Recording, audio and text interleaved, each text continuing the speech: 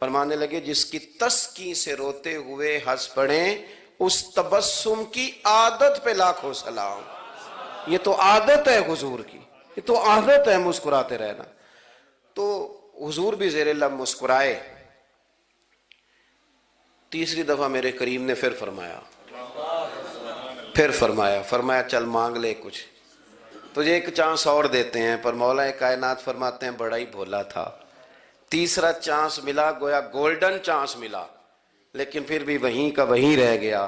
کہنے لگا ٹھیک ہے، اگر آپ کچھ اور بھی دینا چاہتے ہیں تو میرا سفر لمبا آنے جانے کا خرچہ بھی دے دے۔ اللہ اکبر۔ اب حضور عقائد کی بابت بتانے لگے کہ رسالت کے بارے میں، محبوب کے بارے میں عقیدہ کیسا ہونا چاہیے۔ تو حضور علیہ السلام فرمانے لگے تجھ سے تو وہ بنی اسرائیل کی بڑھیا ہی اچھی تھی۔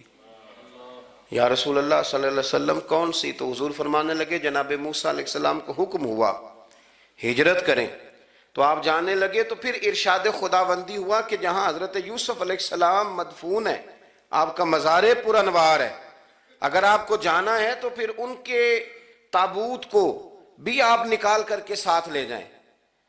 حضرت سیدنا موسیٰ علیہ السلام نے لوگوں سے پوچھا تمہیں پتہ ہے جناب یوسف کا مزار کہاں ہے؟ کسی کو نہیں پتا۔ ایک بوڑھی اماں ہے ضعیف العمر، اس کو خبر ہے۔ حضرت موسیٰ علیہ السلام نے اس سے کہا اماں تو بتائے گی کہ حضرت یوسف کا مزار کہاں ہے؟ تو کہنے لگی بتاؤں گی پر مفت نہیں بتاؤں گی۔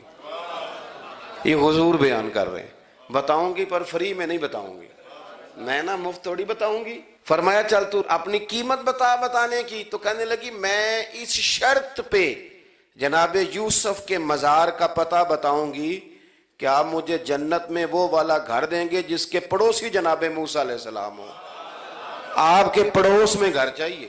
تجھ سے تجھی کو مانگ کے میں نے مانگ لی ساری کائنات، وہ والا مکان چاہیے جس کے پڑوسی آپ ہوں۔ تو حضرت موسیٰ کلیم فرمانے لگے اماں چل جنت مانگ، تو نبیوں کے قریب مکان مانگ رہی ہے، وہ تو بڑا اونچا درجہ ہوگا، تو بڑی دور پہنچ گئی، اتنی بڑی سوسائٹی میں پلاٹ مانگ لیے، وہاں پہنچ گئی۔ تو بوڑھی کہنے لگی ٹھیک ہے، پھر اگر یہ معاملہ ہے تو پھر ختم ہو گئی بات، اگر آپ نہیں بتاتے تو جائے میں بھی نہیں پتہ بتاتی۔ یا وہ اڑ گئی، ٹھہر گئی، اور اڑی بھی کس طرح؟ یہ بھی میرے اللہ کی توفیق۔ میری طلب بھی تو تیرے کرم کا صدقہ ہے، میری طلب بھی تو تیرے کرم کا صدقہ ہے، یہ پاؤں اٹھتے نہیں بلکہ یہ اٹھائے جاتے ہیں۔ تو وہ کہنے لگی میں نہیں پھر بتاتی، آپ کسی اور سے پوچھ لیں۔ جناب موسیٰ خاموش ہوئے تو ارشاد خداوندی ہوا